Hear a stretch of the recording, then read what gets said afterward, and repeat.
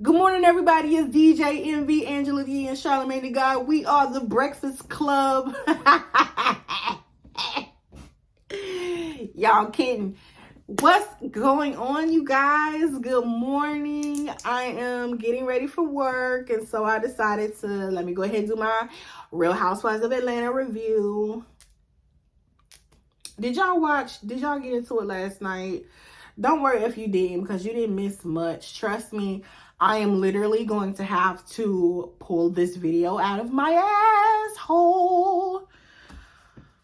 So let's get right into it. I don't even remember how the beginning of the show started because I don't know, girl. It was really boring. I'm not gonna lie to you. I remember watching halfway through, at least 20 minutes into it, thinking like, what am I doing? Like, what am I doing?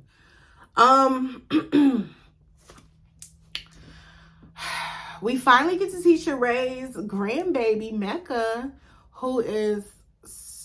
Mecca is just so gorgeous. She's such a beautiful child. Just so fat and juicy and chunky and just, oh, I love it. She's beautiful. She's got a head full of hair. And we also get to see Cairo's child's mother. The scene was really boring. Like, they made little cute handprints with the baby, and that was sweet. At that time, she was only 3 months old. But it really, like, we could have did without that scene. Honestly, I don't know if it's because I just turned 30. I didn't just turn 30, but I don't know if it's because I'm in my 30s now that I'm just really, every time I see somebody's child or I see babies, I'm just like, oh, like I just want to hold them and squeeze their face and give them kisses and, rub baby powder on their bottoms and, get them a puppy. I don't know. I don't want to talk about it right now. What the hell happened to Cairo though? Like, Cairo was like eye candy, and it's kind of like he just let himself go. Like, he was the model. He was Sheree's model. Speaking of model, Sheree's daughter Callie, her youngest daughter, oh God, she is so gorgeous. Like, Sheree has some good genes. She might have like terrible reads, stale reads, and she might be boring, but she's got some beautiful kids. Cairo, man, though, he kind of like, he's giving like, I want the model back. I want the model Cairo back. Like, Cairo, oh my God, Cairo could be walking around, looking buff, giving his mother a kiss on the forehead. What's up, Ma? You know what I'm saying? Like, Cairo could be selling his sex appeal, but it's like he gave up on himself. What the hell is going on, Cairo? You the model, baby. You the model. So model. Was she talking about anything else? That's the thing about Sheree. I'm not gonna lie to you. Every time I watch a scene with Sheree, it feels like a chore. I feel like Sheree called me up.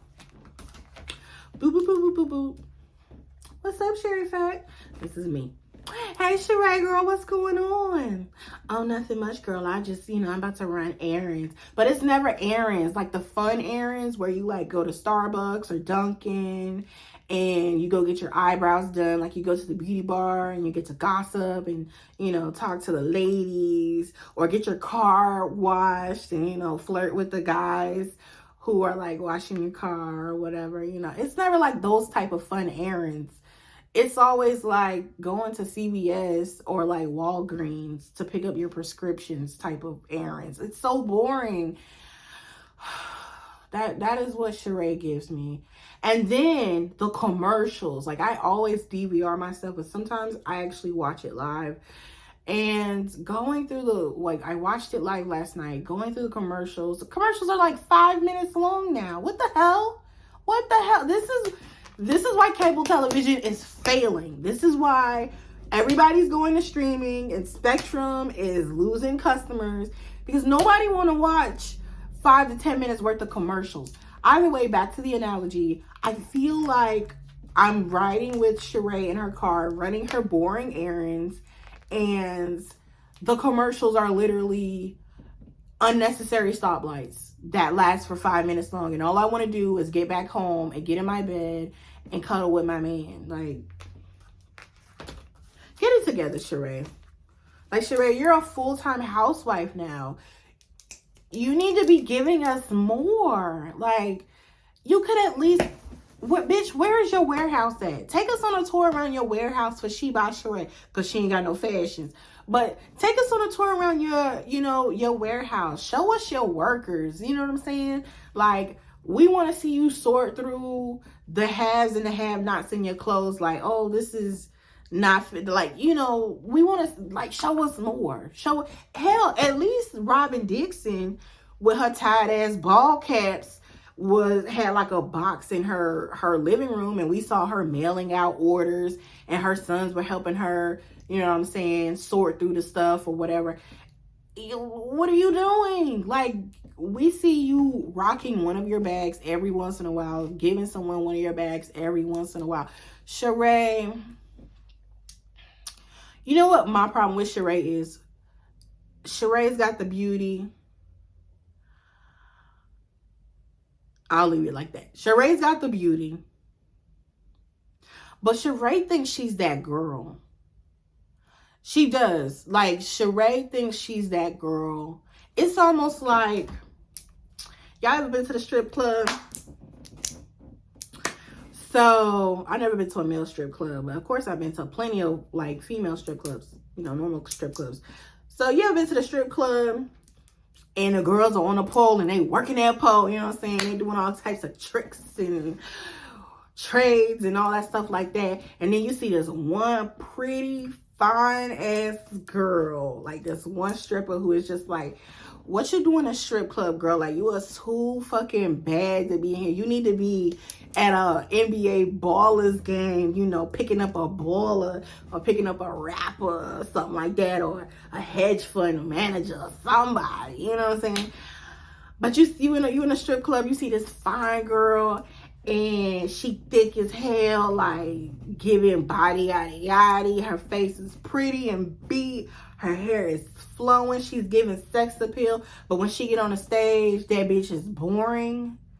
Like, and what, like my brother used to say, oh, she too fine. Like, she thinks she ain't got to really shake it.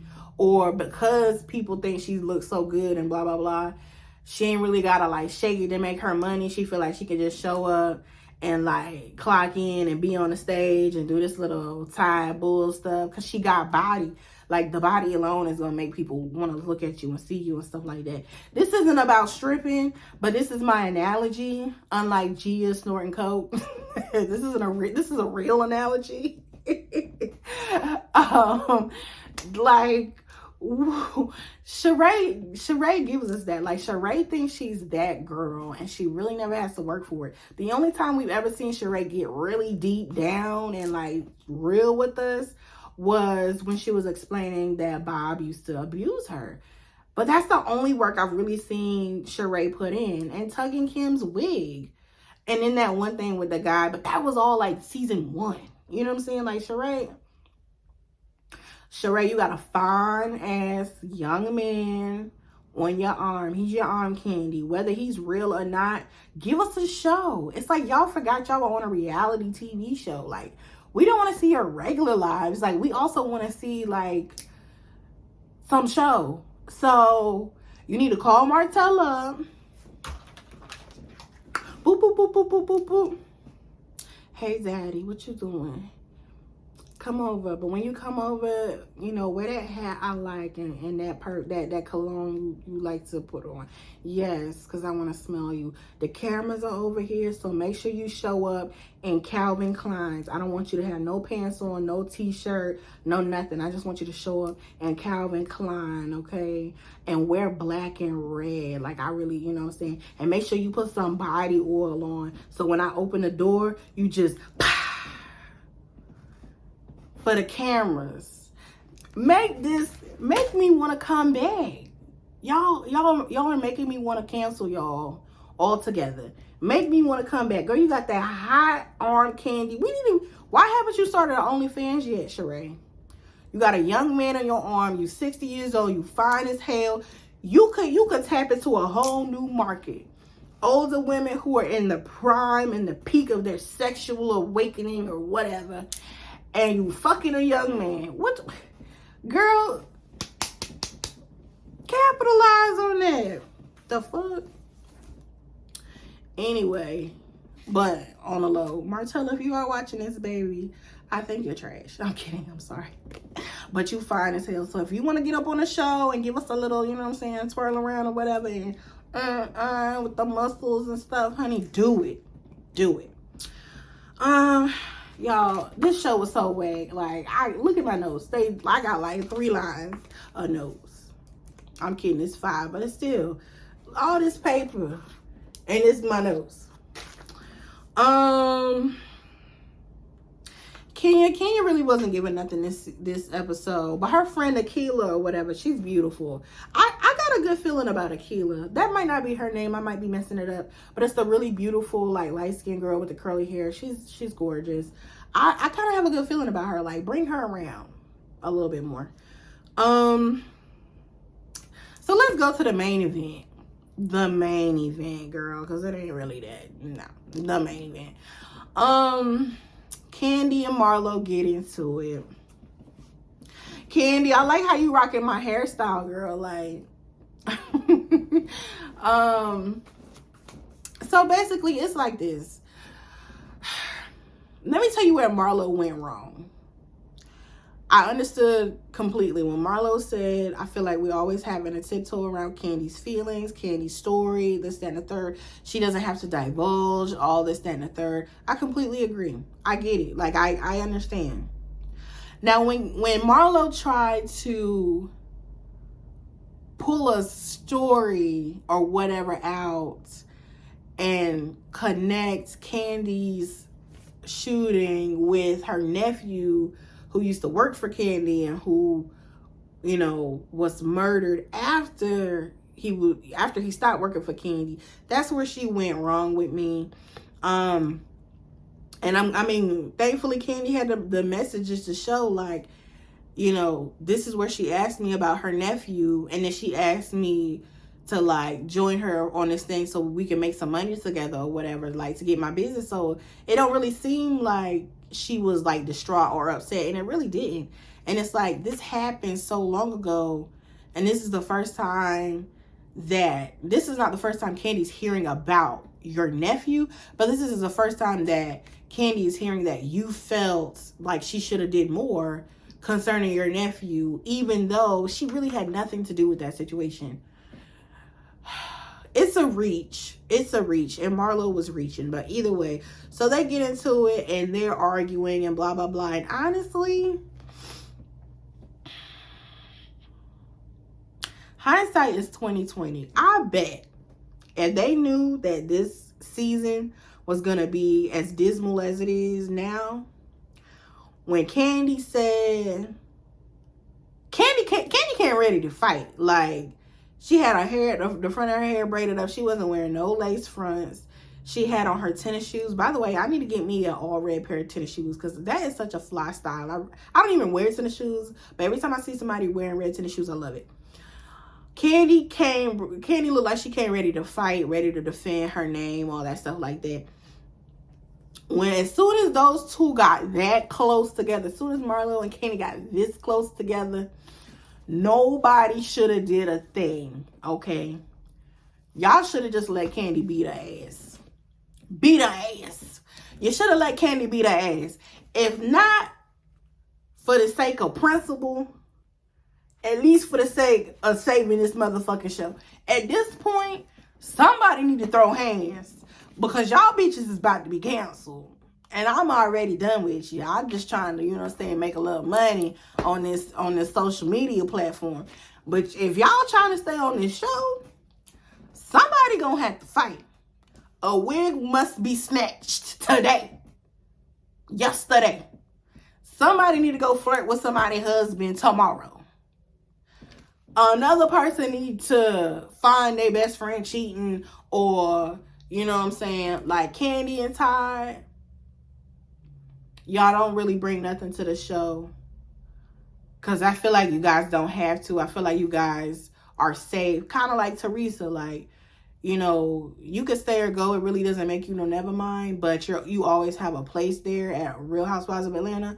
However, being that you're so worldwide, and I'm not like, this is no shade. Being that you're so worldwide, I wish you would bring on like more celebrities. Like Kandi, you're connected. You know, if you're not gonna give us your real life, then give us your Hollywood life. Like, we want to see you go to lunch, not with Sheree, not with Kenya, because they're on the show already. We're gonna see them already. We want to show you. We want to see you go on the show. I mean, going to dinner or going to lunch with CeeLo Green, John Legend. Bring Mary J. Blige. Invite Mary J. Blige over for brunch. Like, I want to see you chopping it up with who else? Who else out there? Hell, even the storyline with, like, what happened to the storyline between you and it wasn't really a storyline, but it actually happened in real life. Like, Tamar was, you know, bumping her gums, or what I guess Kandi said, I'm not gonna discuss Tamar on the show because the hoe ain't gonna get no clout off my name.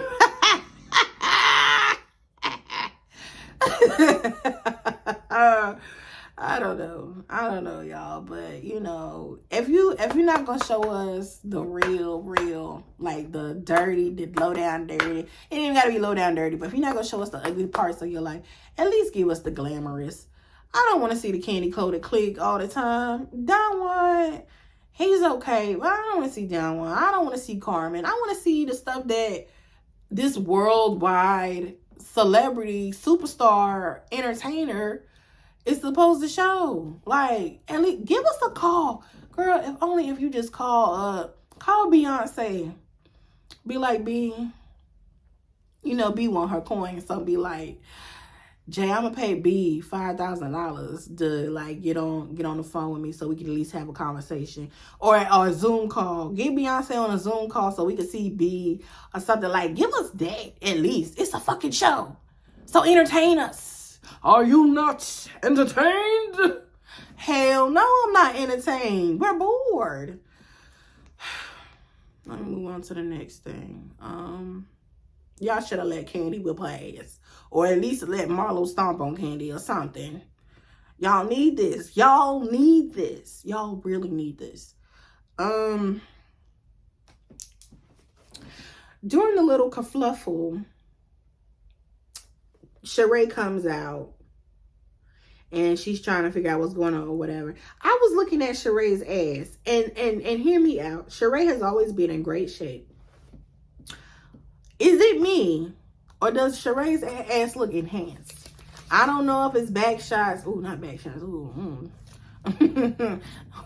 not back shots. Y'all see where my mind is at.